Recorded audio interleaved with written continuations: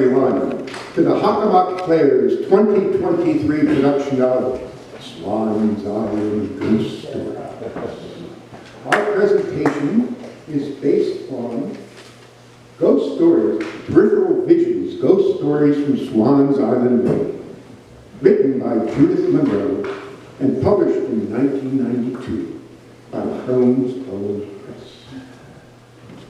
Before we begin, I'd like to make sure everyone has silenced their phone. Ghosts don't like ringtone. And also, at the end of our presentation, after we've taken our bows, we are going to ask for audience members to share their ghost stories, so please stay.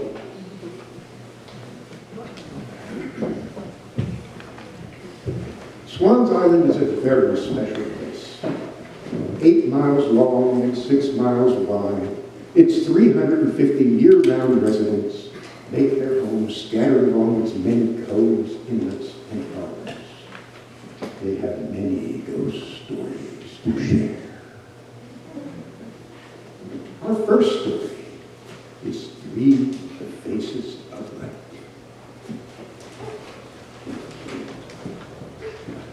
I need my glasses. I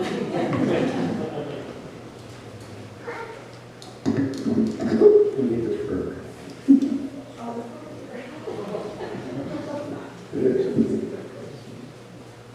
Ethel and Johnny lived on the island in the 1940s. It was a windy and dark night. And they, and Ethel and Johnny, neither older than 10 years, were on their way home from a social event at the Redlands Hall. They began their walk side by side, chatting about the evening. To their east, they could look down over the cliff to the island's harbor.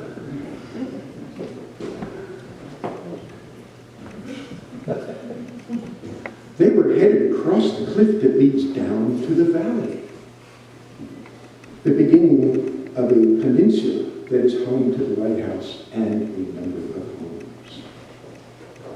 It's getting cold out. Ship up his coat, will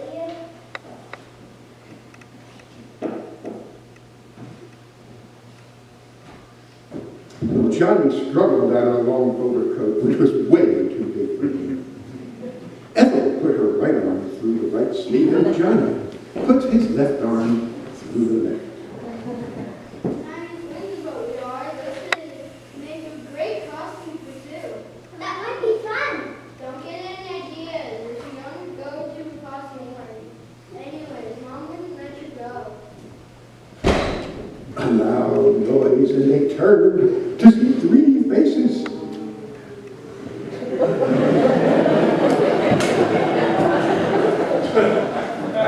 Ethel and John tried to run, but they tripped and are covered with the overcoat. Don't go. Can't move this way. You can't leave it behind. John runs away with the coat. Wait, I can't keep up with you. It's all right. If they were going to get us, they would by now. How can we get by them? I want to go home. We just have to take the long way back by Redmond's Hall and walk down the road.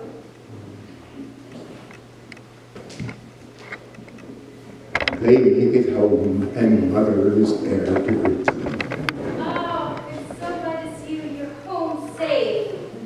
Oh, go wash up and get ready for bed. And I think it might be best if you don't go that way again at night. Wouldn't you think, Pa? Well, once, years ago, a man died up on that hill. Maybe it was him. There was treasure buried there.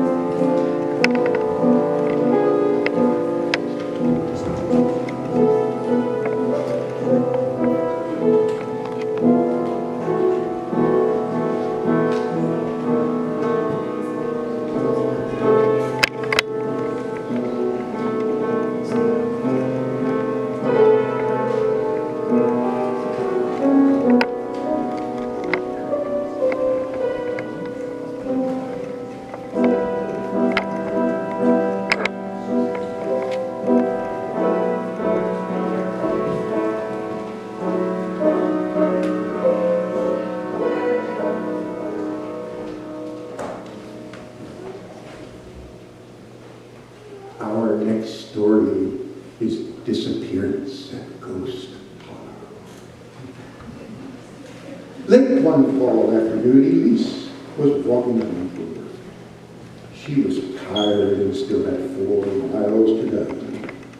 She hoped her husband would turn on the porch light, because surely it would be dark when she arrived at home. As she walked down the familiar road, she looked at the top of the harbor and saw that the tide was out. Good, I can walk over the flats. If I cross now, I can save myself half an hour. And so she struck out, climbing down the bank, straight through the birches and spruce, until she reached the shore.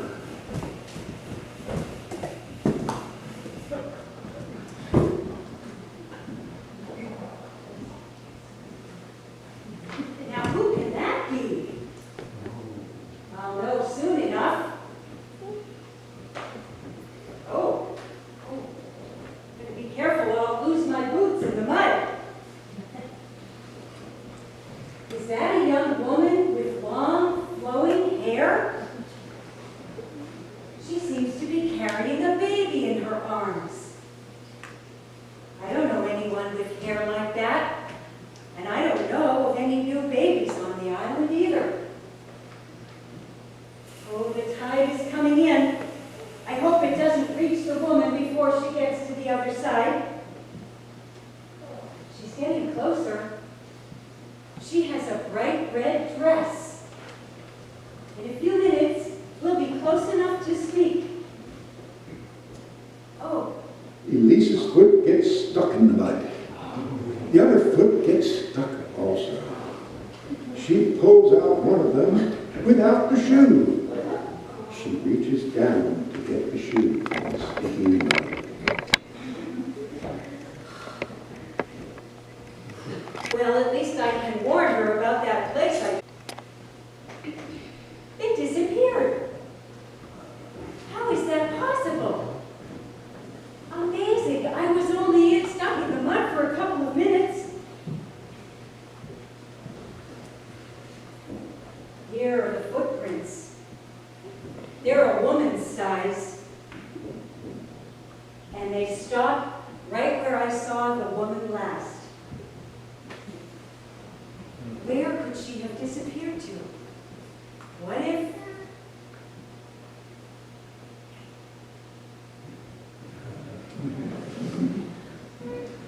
Back at home, at the Woodstone,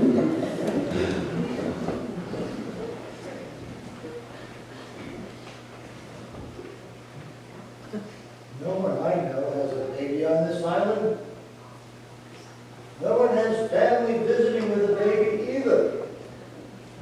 Someone disappeared in that cove.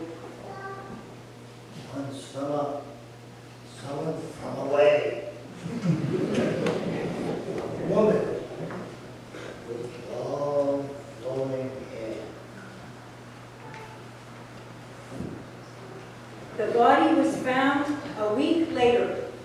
She was young and pregnant, due to give birth any day. Could it have been her?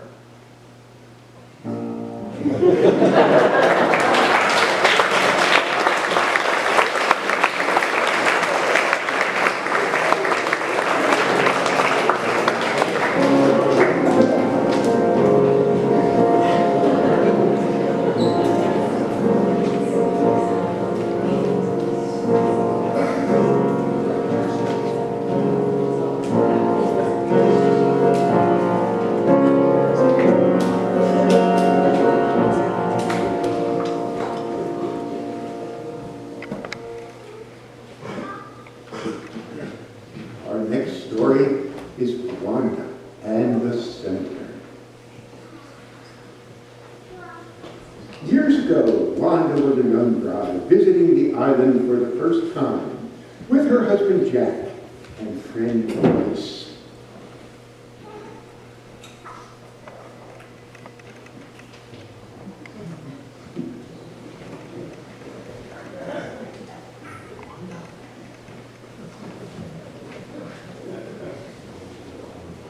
father wasn't buying it tickets. It's less than a mile up the road to the carrying place. The exercise will be good for us. Right? Oh, let's go to the Grindleton Cemetery. The names are wonderful. Look at this one. Roxalinda. Isn't that a lovely name and so unusual? I never knew anyone by that name. How old was she? Oh, the age, the number has disappeared. What is it that grows on the stones anyway? Is it lichen? I guess that's what it is. I don't know what those yellow circles are, but they really make interesting patterns together. Help me with this. It's too heavy. Wanda and Ellen worked together to write the stones which had been tipped together. There's a hand pointing heavenward, and it says, "Gone home." At least the hand points in the right direction now. We wouldn't want that poor soul over there in the woods behind the church where the finger pointed earlier, would we? Surely not. It's supposed to be a heavenly signpost. Oh, listen to this one. Can it be, dear wife, that we must part? Thou wast the joy of my fond heart. When leaving for the foaming main, I thought we soon should meet again. Farewell, dear Isabel, farewell. We hope at last with thee to dwell. Though now our tears unbidden flow beyond the reach of pain and woe. That's lovely.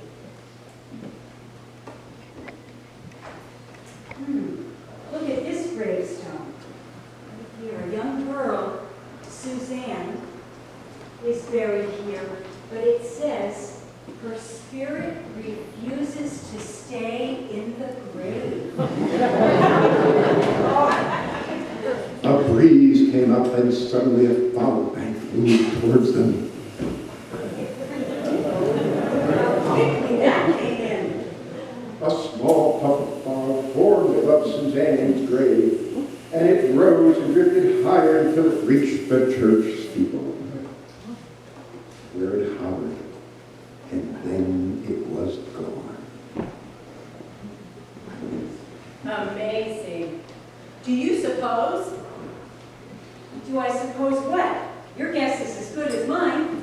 I think we just witnessed something highly unusual. Maybe it was the spirit of Suzanne. She was rising after all this time. You mean it was our reading the verse out loud that made it possible? Maybe we were the first ones to read it aloud. Jack was skeptical. All right, all right. Oh, please, please. If you don't believe, that's your privilege, but at least you can come along and see the gravestone. That you can't refute. This graveyard is confusing. This seems right, but you can probably see the steeple from almost any angle, depending on where you are. It would all seem the same. Come on. Oh, please. Let's just, do we have to spend forever on this joke? Can't you wait just a minute? Ellen, weren't we here? Wasn't that tree over there on the right? I'm not sure. I don't remember which tree. There are so many here, but it's got to be over this way. I'm mixed up. I could have sworn I thought it was right. Now what? So what gives? Is this ghost hunt over? I hope so. I'm getting tired. Come on, let's go. Come on, give us a minute. We're just a bit disoriented, that's all.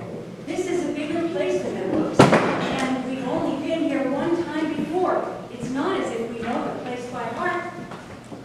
But you can't even find the stones. And that was the whole point. I'm telling you that this whole thing was dumb. How do you expect me to believe you?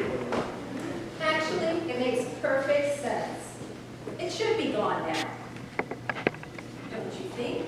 If you promised yourself you'd escape from the grave, when you finally did, there would be no need for a gravestone anymore, would there?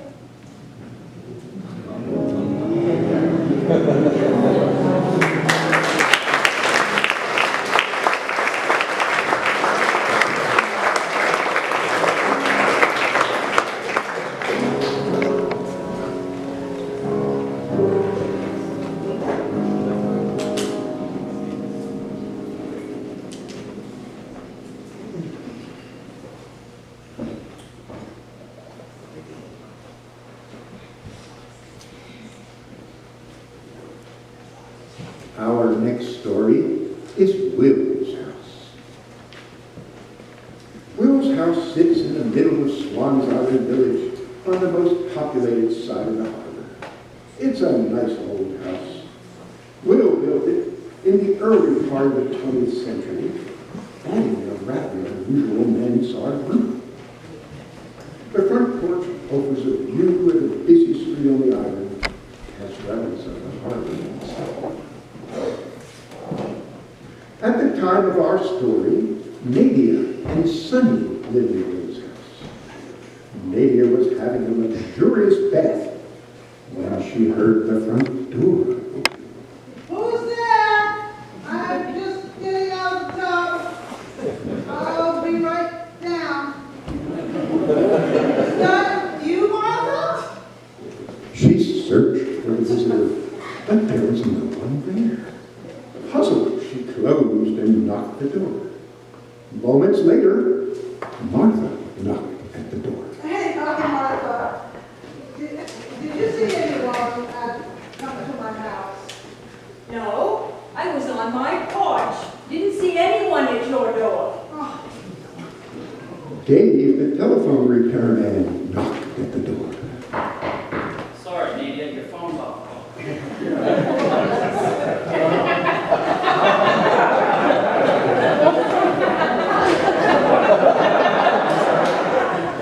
it's all right now.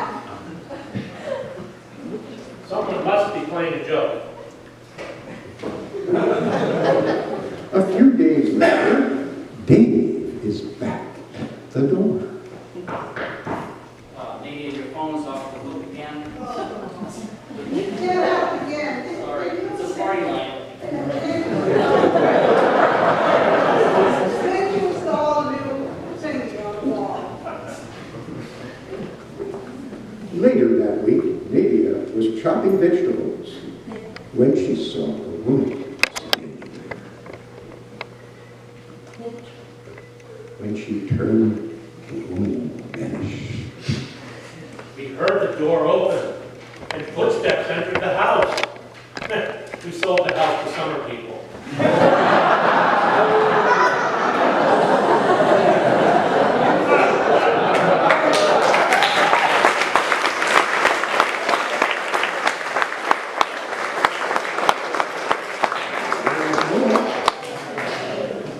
Hilda Dusnack was an island old-timer who had been friends with Willen, his wife Esther, and their daughter Phoebe. Well, there is no reason for Will to be a ghost. He was not unhappy. Neither was Hester.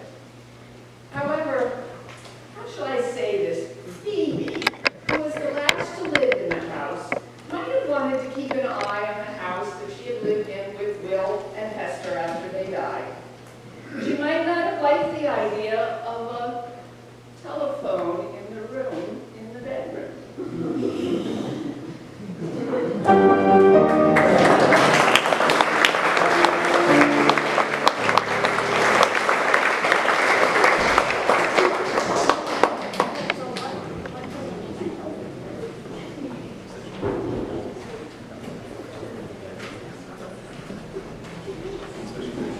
Are the ghosts at Journey's End?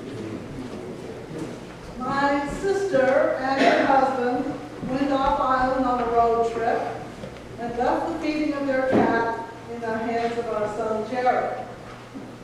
On the first night, Jared almost forgot, but taking a flashlight with him, he walked next door to the old house that has been in our family since the 1840s. He wasn't familiar with the house and didn't know where the light switches were,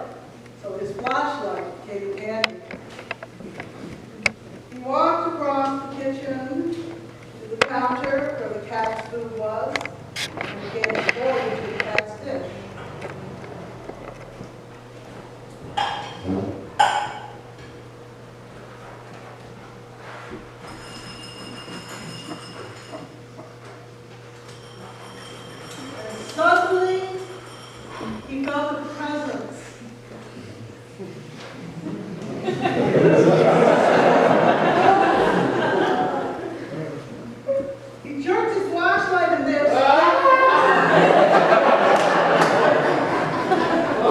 And there, standing in the doorway to the living room, was a woman. He said she was wearing a long dress.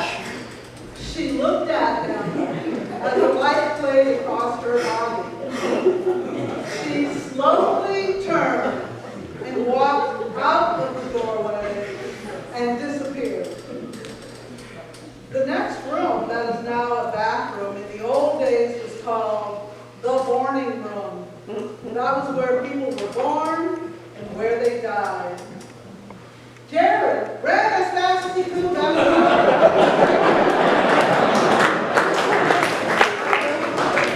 as fast as he could to our house on City Point, has told us this story. You know, I've never felt comfortable in that house in all my life, though almost no one else in my family feels the same.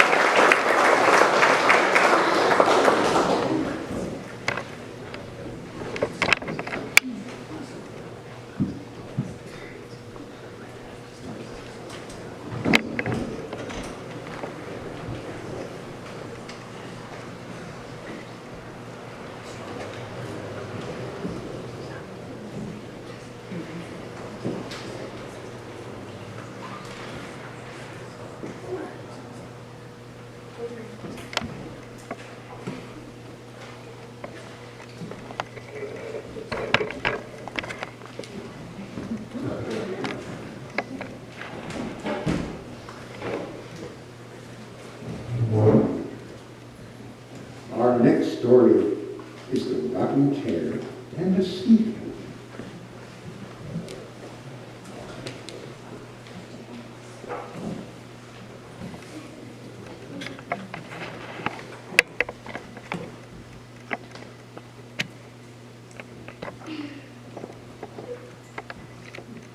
All right, children, good night. Now, time to relax and get started on my new adventure story. This old house used to be owned by a ski captain, and when he died, the top floor was removed to make a cottage. It's rumored that you can hear him take off his boots when he goes to bed, and hear him going up and down the old hissing stair.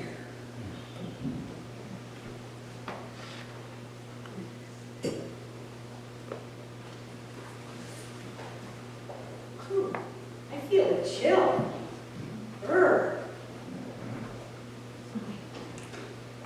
The babysitter sits upright and puts her feet firmly on the floor and looks surprised. She stares at the chair.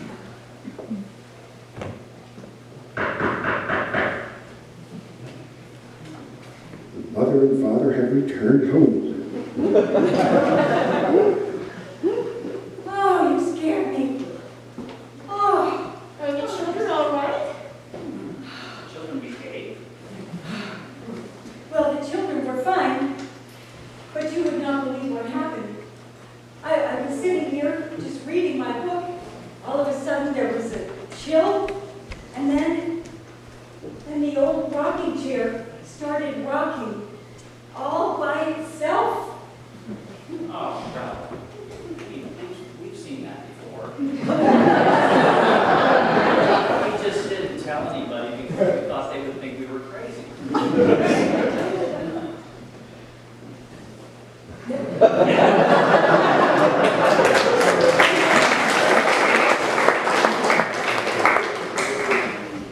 I'm just an old sea captain, taking off my boots, walking up the stairs.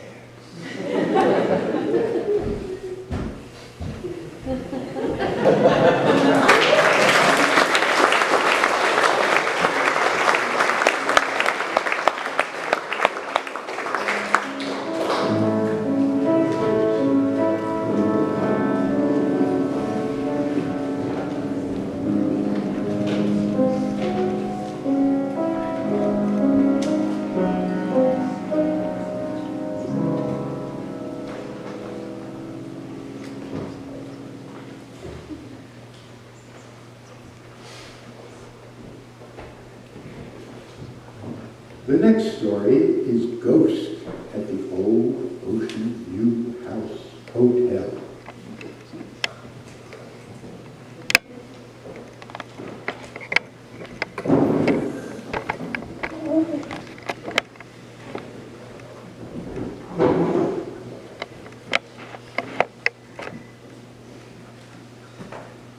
Our house was built in 1880 by an old sea captain, Bill Harry.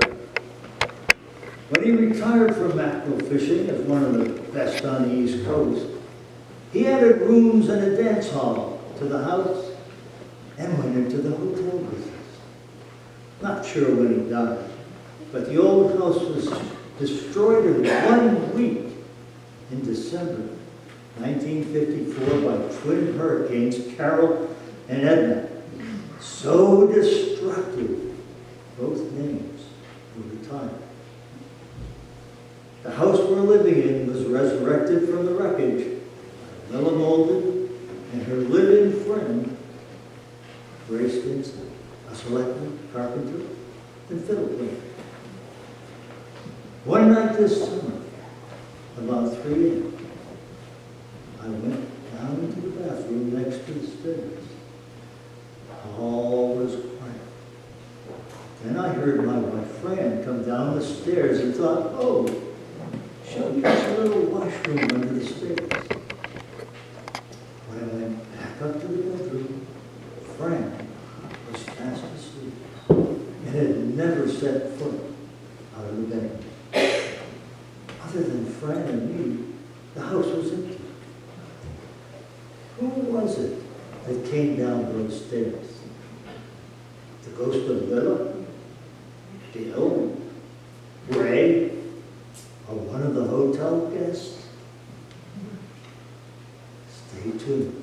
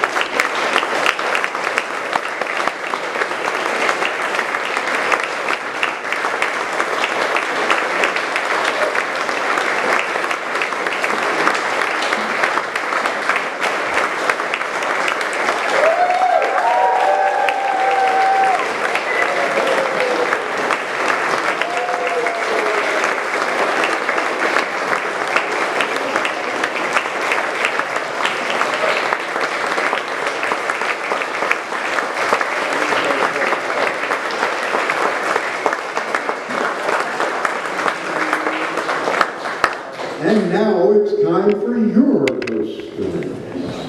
But first, please, as you leave, if you haven't already, make a generous donation to the Oddfellows Hall. We've sprung a new leak in the roof. For real. And we need as much help as possible. Thanks for coming, and keep an eye out for ghosts. Those of you who have stories to share, please stand, and we have mobile microphones, and keep your stories to 5 minutes or less, and be as scary as possible.